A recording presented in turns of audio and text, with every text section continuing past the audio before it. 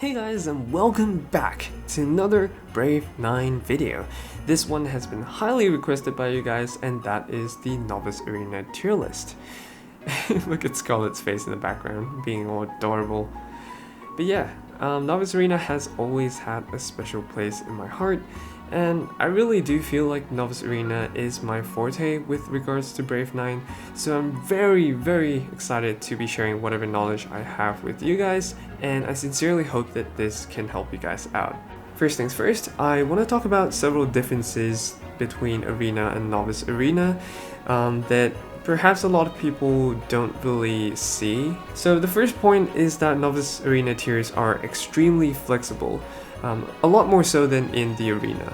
And what this means is that you're going to see a lot of mercenaries in the same tier when it comes to Novice Arena.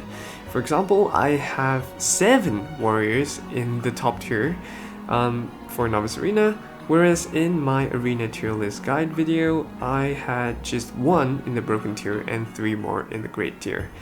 Even if you combine the two, that's still only 4 warriors in the top tier, whereas in Novice Arena I have 7 in the top tier, and that's pretty common across the classes. You don't really have any dominating mercenaries that are always there in almost every single team. There's just no such thing in Novice Arena. You do have really popular mercenaries, but there's nothing that's really that broken, and so that allows for a lot of swapping between mercenaries based on your current meta. And what this means, for example, is that between Horan and Mercenaries, who are really similar mercenaries with the same role, essentially, their role is to get a taunt and reflect damage back to the attacker. But the way you would use them because of their minute differences is pretty much entirely different. For example, I would give a lot of buffs to Horan, I would give Mercenaries no buffs. I would have to take into consideration that Mercenaries' taunt only lasts for 5 turns, Horan's taunt lasts longer, and you're really always going to want to swap these mercenaries based on your current meta, because in Challenger, at least from my experience, teams change every few hours, people are always swapping here and there, and in order to counter that and continue a successful formation, I have to keep on changing my mercenaries. I imagine if you're climbing in Grandmaster or climbing towards Grandmaster, you probably don't need to do that all that often. Maybe you might want to switch your formation twice or thrice throughout the season, but you definitely want to do that. In Challenger, I came up with a team that gave me 30 wins and 0 losses. That team is just a little too awesome and managed to beat every single formation out there that I was playing against. And yet the exact same team a few hours later gave me 2 losses right off the bat. And that's an issue of people changing their formations, and that's a signal for me to change my formation as well. So it really is super important. It's more apparent in Challenger, but it is a skill that I would definitely encourage you guys to practice.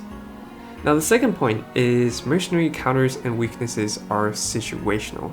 Now of course there are traditional ones, such as Mercenaries being able to reflect damage and kill off Maria with her reflect, but there are certain misconceptions, I wouldn't say misconceptions actually, there's certain scenarios where things can be different. For example, my Radel with double buffs can sometimes kill off Iris, it sometimes doesn't, it depends on what runes they have, and when I look at the runes, it's really a minute difference but plays a really significant role. Leaving Iris alive on the board as compared to killing her off is monumental when it comes to gameplay, and it just changes the game entirely. So there are a lot of these types of situations. Another example would be Horan. Horan should be able to kill off Maria, but she does require some buffs in order to do that. Without any buffs at all, Horan will not be able to reflect and kill Maria, but with just one Serendia's buff, or with Ebony's buff or something like that, she would be able to. So I can't stress enough the importance of testing things out for yourself and playing around with your runes, seeing what works and stuff like that. It's impossible to really list out all these tiny little details, but the more you play and the more you practice, the more you analyze your matches, look at your opponent's runes and figure out what's going on. With experience, you should be able to get better at judging these things. Now the third point that I want to talk about is quite an obvious difference, and that is weekly prohibited mercenaries. So in Novice Arena, 4 mercenaries are going to be banned every single week, and it rotates every single week. In Arena, you don't have such a scenario, so you don't have to find a replacement for Lucius if Lucius gets banned that week or things like that. Whereas in Novice Arena, if Iris were to be banned for 1 week, I imagine a lot of formations would immediately crumble and collapse and just absolutely be destroyed, because you can't just swap out Iris with like Carlson or something and expect it to work. That's just not how it works. There's a lot of synergy between mercenaries and how the team is formed, so if you have one mercenary that's missing, usually you'd have to adjust your team quite a bit in order to adapt to it, or just come up with an entirely different formation. So formations do have to be changed quite frequently based on what's available. If you don't, then you're just going to drop like crazy. So like, you have to change your formation. Don't leave it there. Don't find an easy crappy replacement. That's just not going to work. And in order to help you to do that as well, that brings me to the second part of this point, which is to +9 all your 3-stars and 4-star mercenaries. So just keep a copy of every single unique 3-star and 4-star, and whenever you get duplicates, just skill them up and eventually try to get a +9. For me personally, ever since I started the game, I have not fed duplicates to rank up stars unless I've already maxed out +9 that particular copy.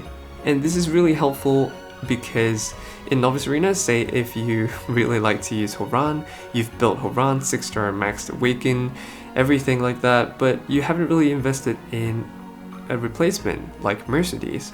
If you have a Mercedes +0 sitting in your inventory and then one day Horan gets banned, you can't use Horan anymore and you realize you have to use Mercedes, and that's when you're gonna be like, shit, +0 Mercedes, I'm gonna have to buy some 3-star skill bugs, or at least I'm gonna have to spend 9 3-star skill bugs, otherwise I have to do some draws, pray for Mercedes, use Defender Scrolls, whatever. It's just a big hassle, and it's even worse when it comes to 4-stars if you happen to need to use a 4-star all of a sudden, because you can't just, 4-star skill bugs are more expensive than 3-star skill bugs, and getting duplicates of 4-star mercenaries just isn't reliable at all through summons. So I would definitely highly recommend that you do that. +9 all of the mercenaries that you have, just +9 one copy, that's gonna be enough. Okay, so that's about it for this part, and I'm just gonna leave this here as usual for credibility reasons, just so you know if it's gonna be applicable to you. Although for Novice Arena, I'm quite confident that it's gonna be applicable to everyone because I am in Challenger. But yeah. Alright, so enough of that bullshit, let's get to the good shit. Now, before I say anything else though, I have to mention first of all that even if a mercenary does not appear in this tier list, it is by no means bad at all, because mercenaries all serve their own function, and if one day the meta changes, a new mercenary comes out and things like that, they can just jump right into awesome tier. You never know. I'm fully expecting things like that to happen because it has happened time and time again. Kettlebell Geezer is a great example of this. Literally no one was using Kettlebell Geezer because why the hell would they? It's an April Fool's mercenary, blah blah blah. But to be honest, I feel like he's so niche, but with the right setup he can actually achieve some pretty awesome results. And even though no one was using Kettlebell Geezer, nobody gave it a thought, I used Kettlebell Geezer and climbed all the way to rank 2. And then all of a sudden, teams started copying my formations. Yes, I am looking at you, Zima, you naughty little boy. But yeah, so that's an example of how mercenaries can just jump into different tiers, and even within the tiers themselves as well. Mercenaries in the good tier can just go to awesome tier with the right setup. Same for mercenaries in great. They can jump around, really. It's just I have to have some form of categorizing them, and that is why I have these 3 tiers. But honestly, I feel like all 3 of them are pretty much equally useful. If there is any difference at all, it's really slight, that makes them maybe a bit more of a solid pick, but they can be equally useful when you set them up right and you're playing against the right meta. Okay, so now that that has been cleared up, Let's start off with Scarlet in Awesome Tier. Scarlet is one of the latest additions to Novice Arena. In fact, she is the latest as of recording this video. She came along with the Helga update, and boy oh boy is Scarlet strong. Scarlet has a plus tile range, attacks front, and she has several skills that really make her stand out. She has a skill that gives her attack interference immunity, which is pretty awesome in a meta where charms are a thing, stuns are a thing, things from Iris, Richnet, and stuff like that, so attack interference immunity will definitely help.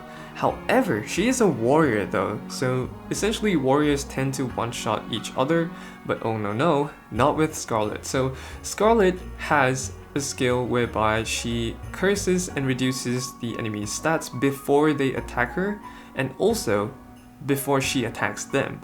So this is extremely useful because traditionally warriors would die to reflective counters like Mercenaries and Horan. Scarlet would still die to Mercenaries on normal occasions because Mercenaries reflects based on incoming damage, whereas Horan reflects based on Horan's attack.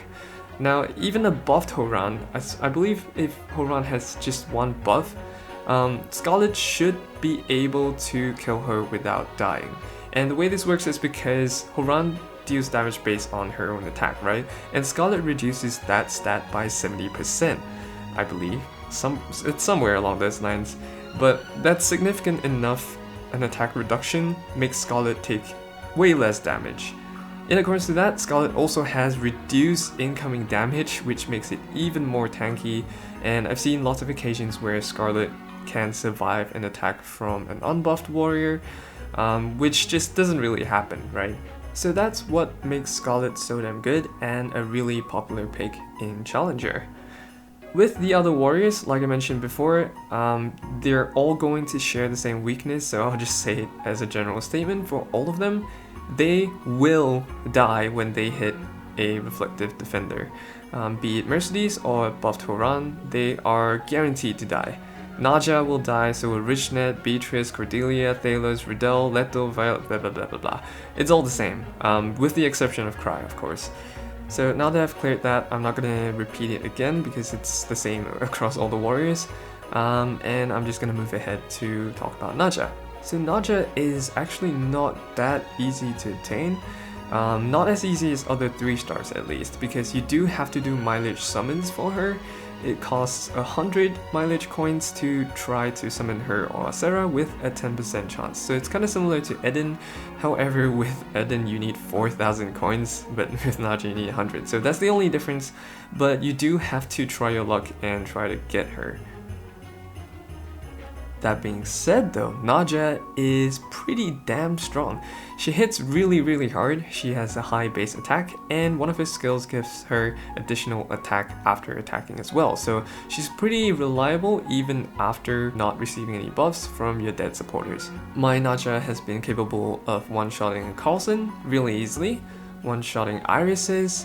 The only one that she can't really one-shot and in fact dies to is Belisir, because Belisir has a stigma that applies to Naja, and Naja hits twice, so after her first hit she gets the stigma applied on her, and on her second hit she gets her HP taken away. So that's one of Naja's weakness, but other than that, Naja hits really hard. She hits at the back, which is an interesting one, and with Novice Arena formations, at least in Challenger, I noticed that people usually have defenders at the back. So if you can plan it in such a way that Naja takes out those defenders, say Horan, before Horan gets a turn, that's going to be a massive win because Horan's quite a threat, especially when she's buffed. She can take out single-handedly maybe about 3 mercenaries off the opponent, so yeah, Naja is pretty useful for that. Even if she gets taunted, she one-shots defenders anyway. Even if she doesn't, she deals way more damage than a lot of warriors can. So overall, I'd say I classify Naja under the nuker class. She just deals a lot of damage to one target, and yeah, she's good at what she does. Okay, so next up is Richnet. Richnet is one of the first units that any new players get. You get her from campaign, and she's quite undervalued by new players, I feel. Even intermediate players in maybe gold and platinum, I'm not too sure. I see a lot of teams not using Richnet, and I'm just wondering why. Sure, she's not as good as she could be at +9 because she only has a 1 tile range, but, and some players don't know this by the way, when she gets to +10, she gets an additional tile. So she actually hits 2 tiles at +10, and 3-star soul gears are so easy to max out. You definitely should and get her to +10 because her value there is just amazing. Richnet also has the potential to nuke down enemies. She has a lot of damage, especially if you pair her up with strong buffers like Serendia and Ebony. Jesus Christ, she can actually take down Iris with Iris's taunt and reduce incoming damage active. So Richnet is not to be trifled with. She's just overall really strong. Even if she does not take out the enemy, sometimes you're left with a situation where you have Richnet against Cry. And no matter how strong Cry is, no matter how many times he can heal, he has additional defense, he will always lose to Richnet because Richnet has stun. So in that manner, Richnet, once she stunned an enemy, if that enemy has no capability of getting rid of the stun, Richnet will be able to 1v1 and win any mercenary, period. Moving on, also in awesome tier, we have Beatrice. Beatrice is one of the ones that I haven't really got around to investing in, so I do have a +9 3-star Beatrice, or maybe she's 4 stars now. I never really used her, but I do definitely see her value. So Beatrice is not really a general nuker when it comes to damage like Naja and Richnet. She is capable of dealing a lot of damage, but only to defenders. So she's a specialized defender killer. She has a skill that grants her additional damage to defenders, and she also deals bleeding damage. She's generally pretty good. She should still be able to one-shot any warrior easily, especially when she has a buff, but she sometimes struggles with units like Serendia, supporters with high defense who aren't defenders, I guess. She might struggle with Jaden, I'm imagining. But Beatrice is generally pretty capable, and I do see her quite often in Challenger. Next up, we have Cordelia. Now, Cordelia, to me, one of the most attractive 3 stars, not gonna lie. Those thighs, man. Thick thighs. Her attack range is also pretty thick. We have 3 tiles of attack range hitting front. Oh, actually I should mention as well, since I'm talking about attack positions, Richnet hits a skip tile and Beatrice hits front, so you can kind of think of it as Naja hitting back, Richnet hitting skip, Beatrice hitting front, so it kind of depends on what you want to use. But generally skip tends to be more favored because people put supporters, well, skip and back tend to be more favored because supporters are usually the ones at the front, and just, you would rather get rid of a warrior than a supporter most of the time. Anyway, back to Cordelia. Cordelia actually has some decent damage. It's nowhere near as high as Naja, Richnet, and probably even Beatrice. She does deal some burn damage and stuff like that, which is pretty neat, but at the same time it is also a flaw in some scenarios. Because defenders such as Iris and Carlson have DOT immunity, which means that Cordelia will not be able to activate her burn damage on them. Despite having a pretty nice 3-tile range though, I just personally find her pretty hard to use, even though I have had her maxed out at 6 stars, all ruined and everything. But it's just, she tends to be more effective when you're fighting against opponents that play on 2 rows. So they cram everything on 1 row, and then on the other row, usually top and bottom, they'll just have 3 defenders with taunts, or sometimes Renee in front. That seems to be a popular choice.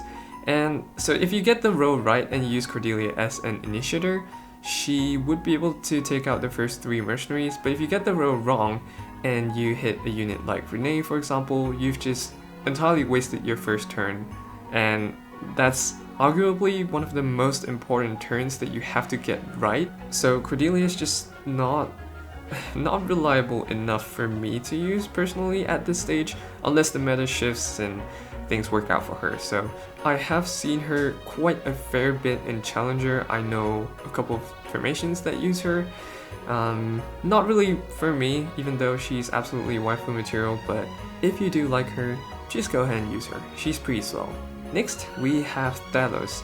Thalos is another sort of specialized type, just like Beatrice. but he deals additional damage not to defenders but mercenaries with reflective counters. So Thalos is actually quite an important mercenary.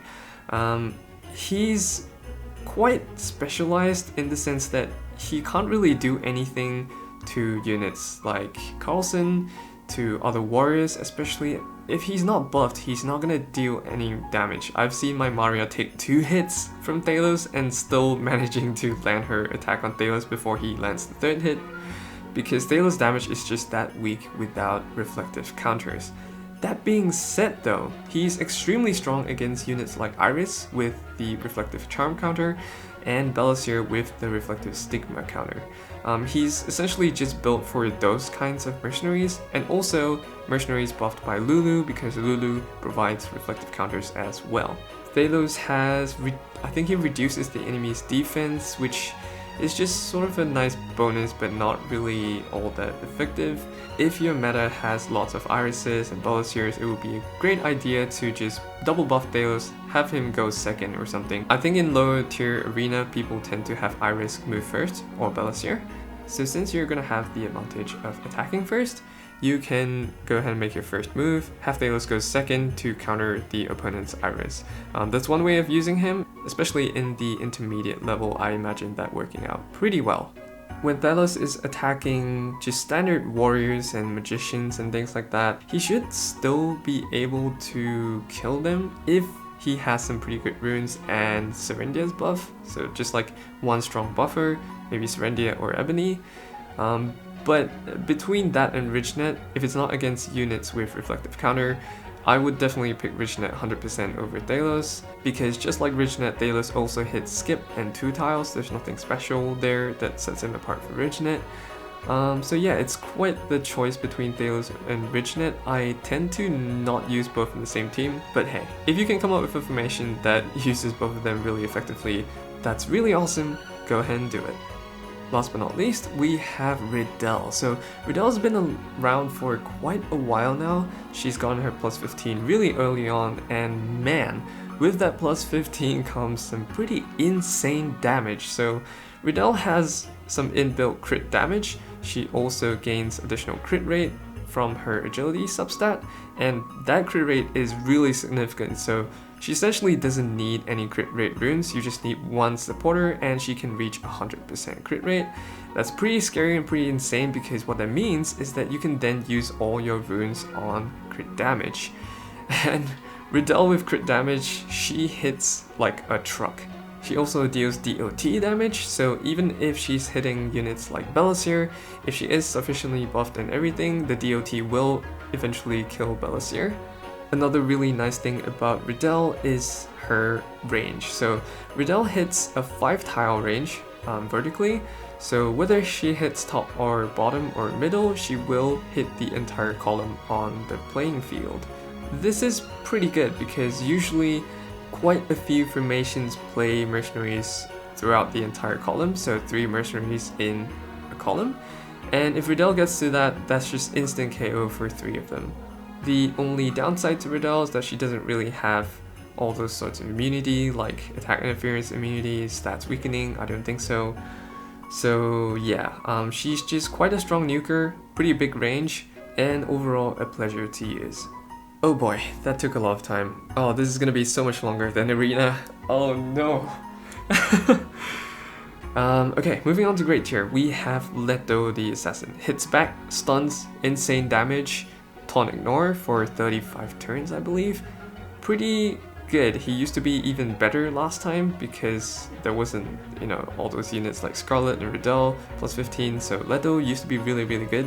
He is still good in some formations for the fact that he hits back, just like Naja, getting rid of defenders. So Leto is pretty good. That's sort of what he does. Viola is another pretty unique 4-star mercenary. She has buff prohibition, which is really not that common in Novice Arena, so that's a plus for her. She also deals some DOT. The only downside to Viola is that her damage is kind of lacking. She'll never be able to one-shot units like Iris, even with 2 buffs. She even struggles to get rid of Carlson and all those kind of things. but in some ways you can use her to buff prohibit taunts or certain key mercenaries, and that might be able to be useful to you. She has the same kind of range as Radel, so that's pretty nice for her as well. The third one in great is Cordelia. Cordelia used to be pretty damn popular. She hits in an X-tile range, skip just like Iris, and she deals quite a lot of damage. Not so much in the current meta if people play Lulu, but if people didn't play Lulu, she should be able to take out warriors and magicians pretty easily, except for the really tanky ones like Jaden, or defenders such as Iris and Beatrice. I don't think she'll be able to one-shot them, especially when they've already procced their taunt. But if you see a lot of opponents playing in a skip X-tile kind of formation and you can have Cordelia initiate the fight, then Cordelia would be pretty useful. Similarly, Lian also hits in an X-tile, but he hits back. He's kind of like a nuker magician. He's a suicide magician, by the way, so when he attacks, he dies instantly. He deals a crap ton of damage, able to one-shot any mercenary. The only downside is that he's a 4-star, so you're gonna have to sacrifice one of your 4-star slots for him. But similar to Cordelia, if you know that a lot of people play in a formation that's vulnerable to X-shaped back tiles, then Lian would be pretty damn useful. Next up, Cry. Everyone knows about Cry. Novice Arena was, like, the veteran players, they know. Hell used to dominate Novice Arena. She's no longer around anymore due to this guy. Cry is extremely strong when he's by himself. He's able to grant himself 100% defense if you just equip some shield runes on him. He deals damage that scales with his defense and things like that, so he hits pretty hard. He also steals the buffs and skills that mercenaries have when he attacks them, and that can be extremely annoying, especially when Cry hits mercenaries like Oran and Mercenaries, because he's gonna multiply that reflect attack damage because of his high base attack. And yeah, stuff like that. So Cry is actually really strong, but he's not attack interference immune. So if you can sort of land a charm on him, he's going to attack all the mercenaries in his row and eventually get to himself. And when he starts hitting himself, he'll just keep charming himself because he steals the buffs from his enemies. So you can catch him in some sort of a charm loop, and as long as you can charm him and the enemy has no way of getting rid of that charm, Cry will eventually kill himself. So that's one of the downsides of Cry. He also hits one tile, which is understandable, otherwise he would be too OP. And he's a 4-star, so you gotta watch out because he will take one of your 4-star slots. Last but not least, in great tier we have Wiggly. Wiggly is a suicide warrior. He does a lot of damage in a plus range, not as much as Lian. I don't really see Wiggly killing my Carlson, especially when Carlson has been buffed and he has his taunt and reduce incoming damage. But Wiggly is sometimes good as an initiator, depending on what kind of formation you're fighting against. Front in the plus tile, Wiggly should be able to take out magicians and warriors, just maybe not the tanky defenders like Iris, Beatrice, and Carlson. Next up, in the good tier. Honestly, this is just me being biased because because I use Catapult Geezer. No one else uses him, really. But it's an illustration that, you know, some units are really niche. Like, I've seen Lydia being used. No one else uses Lydia, but sometimes I see Lydia in I4's formation. I4 is the reigning champion of Novice Arena for the past few seasons. Massive respect to him. He's never copied any formations before, not that I know of, unlike some people. So yeah, he's just there to set an example, really.